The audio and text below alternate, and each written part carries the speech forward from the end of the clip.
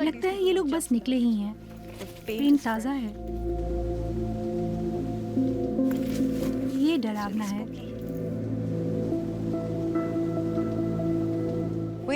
जलवायु परिवर्तन की बात होने पर हमें बढ़ता जलस्तर या विनाशकारी तूफान याद आते हैं, लेकिन हिमालय के इस गांव में जो हो रहा है उसका असर प्राकृतिक आपदा से भी ज्यादा हो सकता है।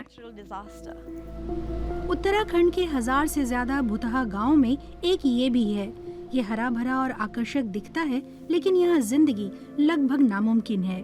तो आपको क्या चाहिए? मतलब ये आपकी हम कह रहे हैं हमको यही रोजगार चाहिए। तो आपको क्या चाहिए? मतलब बाहर जाने की क्या जरूरत है हमें? अगर हमारे बच्चे अगर हमको यही रोजगार मिल जाता तो। यहाँ तो कुछ है ही नहीं। उत्तराखंड तो एक उदाहरण है।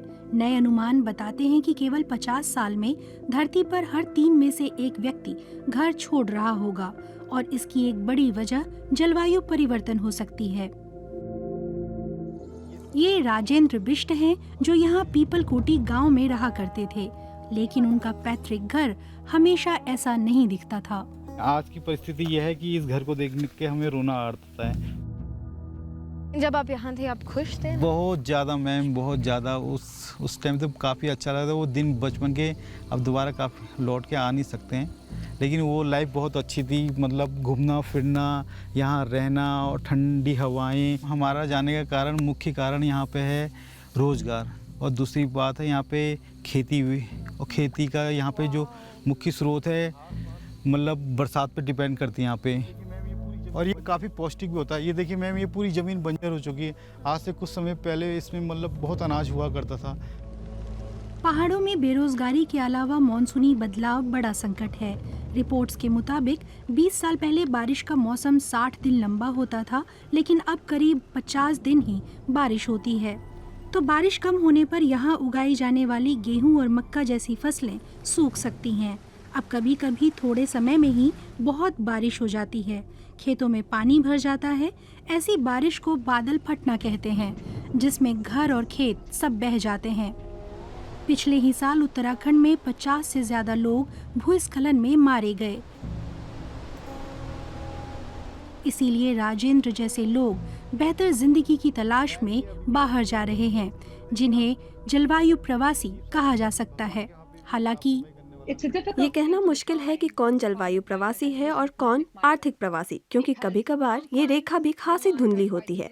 जब कभी बड़ी घटना होती है, जैसे कि कोई बड़ा तूफान, तो हम कह सकते हैं कि ठीक है, ये जलवायु प्रवासी हैं, क्योंकि उनके घर बर्बाद हो गए और लोग उन्हें छोड़कर जा रहे हैं।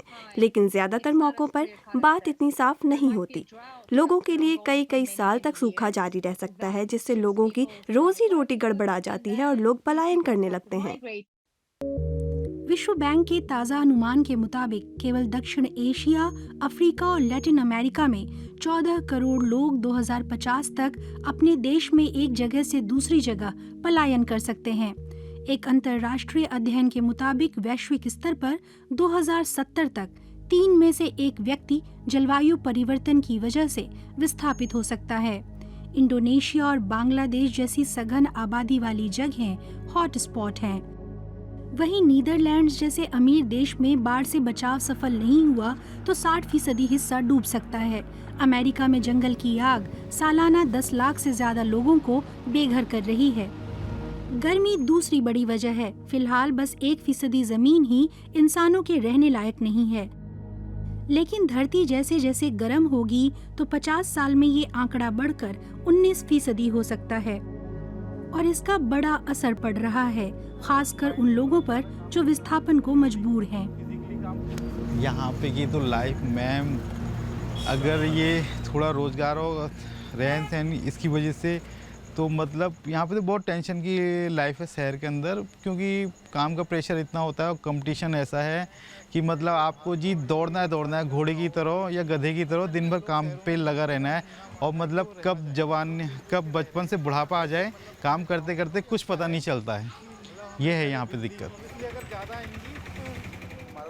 मैं यहाँ पे कंस्ट्रक्शन का काम देखता हूँ। काम ठीक है, अच्छा है काम। अब अच्छा हो ना हो फिर भी तो करना पड़ेगा। मतलब मैं घर चलाने के लिए, पेट पालने के लिए कुछ ना कुछ तो करना ही पड़ेगा। पहाड़ के दूसरे विस्थापितों के साथ राजेंद्र अब रामनगर कस्बे में एक गरीब इलाके में रहते हैं। ये एक स्लम हुआ करता था, लेकिन हाल ही में यहाँ पक्के मकान बन गए हैं। ज्यादातर प्रवासी गरीब हालात में रहते हैं। शुरू में तो उनकी स्थिति खराब ही रहती है। ये हालात उन्हें असहाय बनाते हैं और दोबारा विस्थापित। भारत में झुग्गियों में रहने वाले लोग आसपास की हाउसिंग सोसाइटियों के मुकाबले 6 डिग्री ज्यादा गर्मी अनुभव करते हैं और ऐसे कस्बों में अचानक आने वाली बाढ़ और भूस्खलन बाढ़ वाले इलाकों में अव्यवस्थित ढंग से बने कच्चे पक्के मकानों को ढहा देती है। तो क्या किया जा सकता है? उत्तराखंड से पलायन की दर ज्यादा है, लेकिन पड़ोसी राज्य हिमाचल में इस बारे में कुछ समाधान निकाले गए हैं जो कारगर हो सकते हैं। किसानों ने विविध किस्म के खेती के तरीकों को आजमाना शुरू कर दिया है, जिनकी वजह से पैसा आ रहा है और वे जलवायु परिवर्तन के मुताबिक ढल भी रहे हैं। राज्य सरकार टिकाऊ पर्यटन को भी बढ़ावा दे रही है। इससे स्थानीय लोग रोजी रोटी कमा सकते हैं ताकि घर ना छोड़ना पड़े। वैश्विक स्तर पर सरकारें जलवायु परिवर्तन के फौरी असर को कम करने की कोशिशों में लगी हैं। जैसे कि फिजी द्वीप पर सरकार ने बाढ़ की आशंका वाले एक इलाके से लोगों को ऊंचाई वाले इलाकों में भेज दिया है। इंडोनेशिया की सरकार पानी को रोकने के लिए समुद्री दीवार बना रही है। लोगों को पलायन से रोकने के अलावा सरकारों को चाहिए कि वे संघर्ष खत्म करें और चीजों की किल्लत न होने दें। लेकिन हालात के मुताबिक ढलने के लिए जो पैसा चाहिए उसे जुटाना केवल सबसे ज्यादा प्रभावित देशों का काम नहीं होना चाहिए। तो आपको कभी लगता है कि आपको वापस आना है? बिल्कुल मैम, मेरा बहुत दिल करता है कि मैं आऊँ यहाँ और रहूँ अब, लेकिन कुछ दिक्कतें हैं उस वजह से नहीं आ पाते। लेकिन कुछ समय बाद मेरा दिल कहता है कि मैं यहाँ आऊँ और रहूँ यहाँ गांव में अपने। लेकिन लोग तब भी पलायन करेंगे, वजह चाहे जो हो, ये ध्यान रखा जाना चाहिए और ऐसे में आवाजाही और समन्वय की राह बनाई जानी चाहिए।